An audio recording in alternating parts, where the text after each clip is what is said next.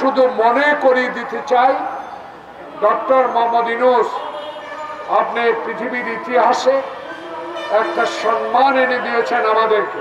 এখনো সেই সম্মানিত ব্যক্তি হিসাবে আপনি এখনো মানুষের মনে আছেন, কিন্তু কোথাও যেন একটা দাবা খেলা হচ্ছে, কোথাও যেন নির্বাচন নিয়ে একটা চক্রান্ত হচ্ছে, কোথাও যেন আপনাকে বাধা দেওয়ার চেষ্টা করছে।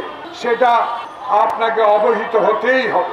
আপনাকে আপনার সহযোগীরা যারা অ্যাডভাইস করেন, যারা অ্যাডভাইজার, তাদেরকেও সতর্ক অবস্থায় থাকতে হবে এই দাবাটা কোথায় খেলা হচ্ছে।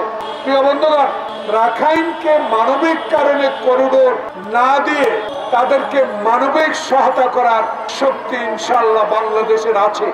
যেহেতু বাংলাদেশে ইতিপূর্বে লক্ষ লক্ষ রোহিঙ্গাকে আশ্রয় দিয়ে বিশ্বের দরবারে একটি সুনাম অর্জন করেছে।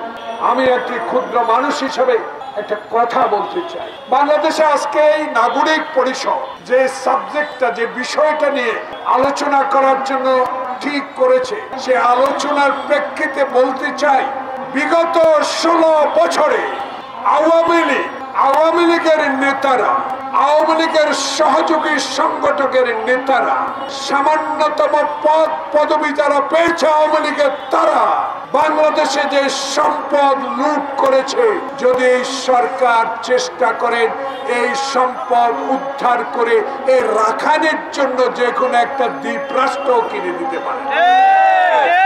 মানবিক দিক চিন্তা করলে অনেক কিছুই চিন্তা করা যায়, কিন্তু বাংলাদেশে এমন সমস্যা সৃষ্টি করা যাবে না যাতে আবারও আমরা কোনো ষড়যন্ত্রে পড়ে যাই, আবারও যেন আমাদেরকে এই করিডোর নিয়ে আবার আন্দোলন না করতে হয়। তাই সরকারের কাছে করিডোরের প্রশ্নে আমি অনুরোধ জানাবো, বিচার বিবেচনা করে যেই সরকার গঠন করবে, যে দল, আপনার অধীনে নির্বাচন দিয়ে সেই সরকারকে এই বিষয়ে সিদ্ধান্ত দেওয়ার জন্য আমি বিনয়ের সহিত আপনাকে অনুরোধ জানাবো।